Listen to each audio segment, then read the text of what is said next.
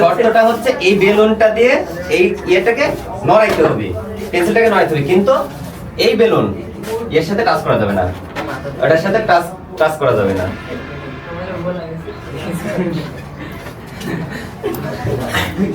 touch করা যাবে না, কিন্তু টাচ করলে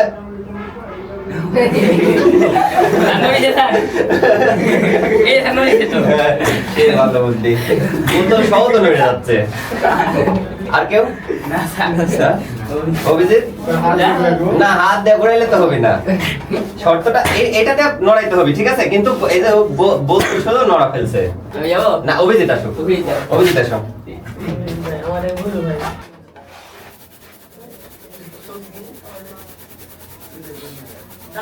আর যদি না হয় তাহলে মাথার সমস্যা,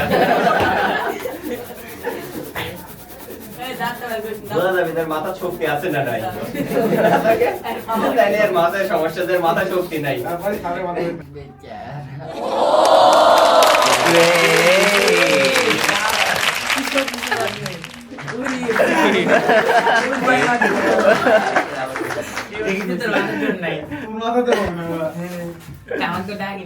তার মানে